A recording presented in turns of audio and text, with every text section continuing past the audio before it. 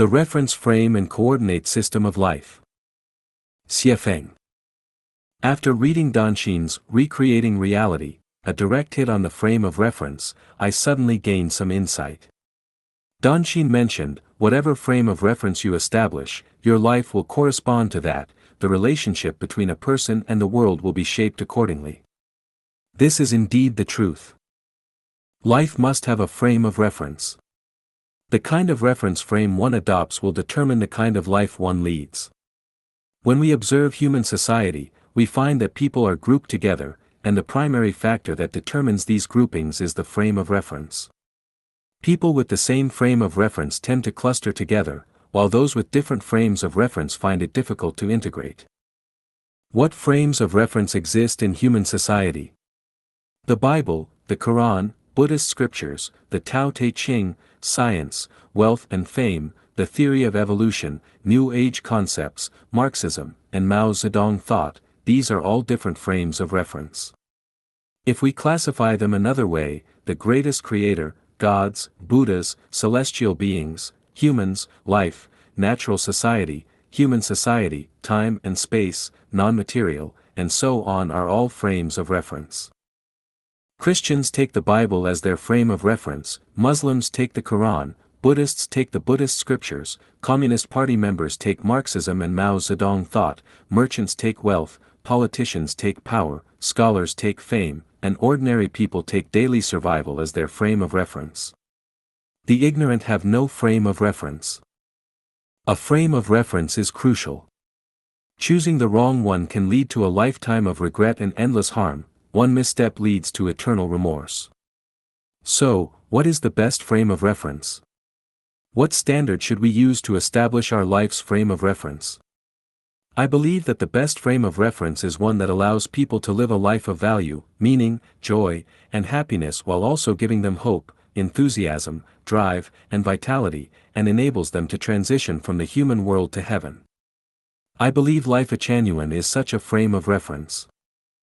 With a frame of reference, one can then enter a coordinate system. Bacteria, insects, wild beasts, birds, fish and tortoises, flowers, plants, domestic animals, the ignorant, the worldly, the mortal, sages, celestial beings, Buddhas, gods, these all represent different coordinate systems. The Lifechanyuan members, the Chanyuan celestials, use celestial beings as their coordinate system. The kind of reference frame you adopt will shape the life you lead, and the kind of coordinate system you choose will determine the quality of your life. Let us take Lifechanyuan as our frame of reference, and celestial beings as our coordinate system, as we move toward the celestial islands continent of the Elysium world. The secret to acquiring infinite energy. Xiefeng. A room filled with air can only hold so much, and if the doors and windows are sealed, the air will become stale. However, if there are windows on the north and south sides of the room, and they are opened, fresh air will continuously flow in and out. The larger the windows, the stronger the flow of energy. Can this fresh air ever be exhausted? Never, it is inexhaustible. A businessman's secret to making money lies in the rapid circulation of his capital. The faster it circulates, the more money he makes, the slower it circulates, the less he earns. If he holds on to it tightly without letting it circulate, that capital becomes dead, and not a single penny can be earned. A beloved singer earns respect and honor by continuously performing for people. The more they sing, the more honor they receive, and the more they sing, the more active their artistic cells become, leading to ever-improving skills. If they stop singing, their artistic talent diminishes, and they gradually fade from people's memories, eventually falling into obscurity. Wise people are those who continually dedicate their wisdom to others and society. The more they give, the faster they give, the more their wisdom grows, becoming increasingly perfect. The more they release, the more they gain. The more they give, not only does their wisdom not diminish, but their wealth of wisdom actually increases. The more one labors and exercises, the stronger, more energetic, and more vibrant their body becomes.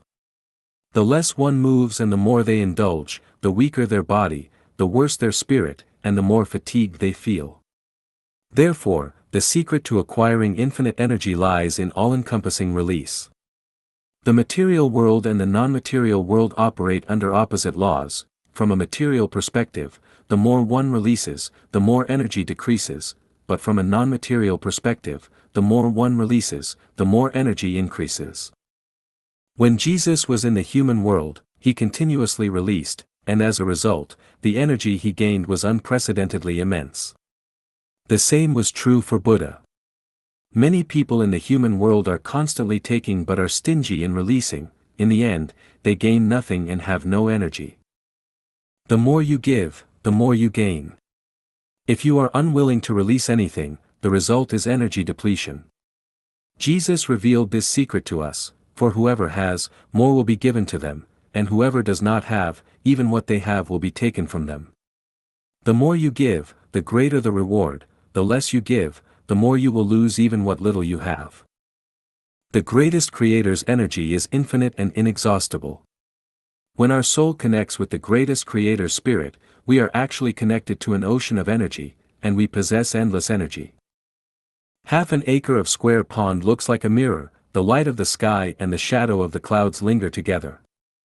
Ask the canal how it stays so clear, because there is a source of living water. By accepting the endless stream of living water from the source and letting it flow out, the small pond will forever remain pure and fresh, eternally reflecting the light of the sky and the shadows of the clouds. We are in the way of the greatest creator, and every day we absorb the revelations of the greatest creator's Tao. Our wisdom is constantly growing, and the fresh living water flows continuously in Lifechanyuan.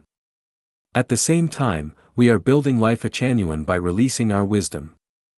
The more wisdom we release, the more wisdom we will gain, exponentially increasing.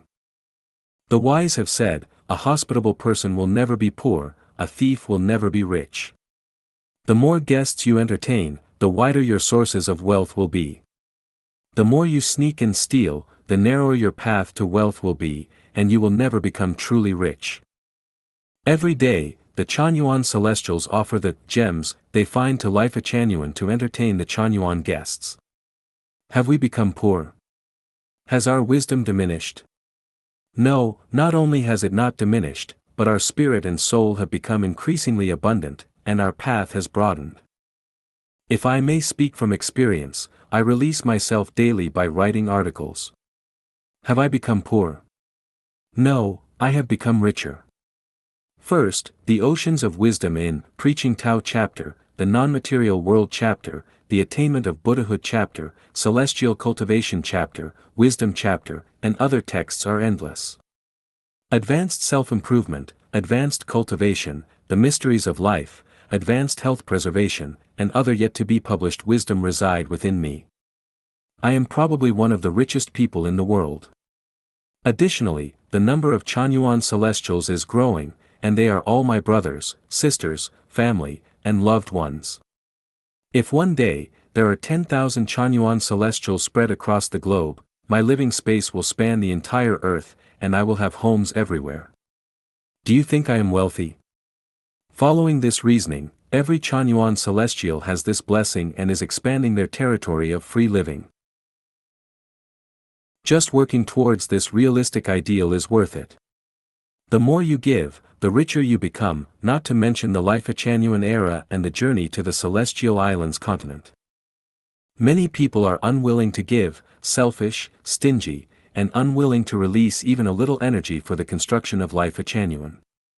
Have they become rich? I think they are as poor as can be, pitifully desolate, and their final outcome is likely to lose even what they have. Some may secretly rejoice, thinking they can continuously absorb the wisdom of others without giving, profiting from nothing, and making a fortune with no capital. In reality, this is foolishness that blinds their spirit. The world doesn't work that way. When life transforms, judgment is not based on how much one has acquired, but on how much one has given. The so-called hidden dragons and crouching tigers, the so-called reclusive sages, are actually some of the most foolish idiots. If stealing could make one rich, everyone would steal, who would still be willing to create. Those who feel proud of themselves but lament that no one understands them are, in reality, selfish and self-centered individuals. If you don't give and only calculate your own small benefits, how can you not feel lonely and isolated? Therefore, you must give, you must release. The greatest creator is constantly releasing his energy without ever desiring to possess anything. Who in this universe could be more affluent than the greatest creator? Don't let immediate benefits blind your eyes, don't let secular values control your spirit and soul. Boldly love those who are worthy of love, and dedicate all you have to those who pursue truth, goodness, beauty, and love, to the brothers, sisters, family, and loved ones in Lifechanyuan. In doing so, you will receive abundant rewards in the end, karmic rewards beyond imagination. Let us continuously spread the teachings of Lifechanyuan, inviting the guests of Chanyuan to join in the construction of Lifechanyuan and the creation of the Lifechanyuan era.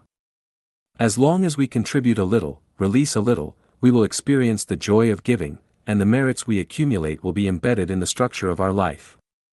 That will be our ticket to ascend to heaven, the foundation of transcending the mundane and transforming our beings. It's not about recognizing quality, it's about comparing quality. Everyone can compare and feel for themselves the immense value of Lifechanyuan.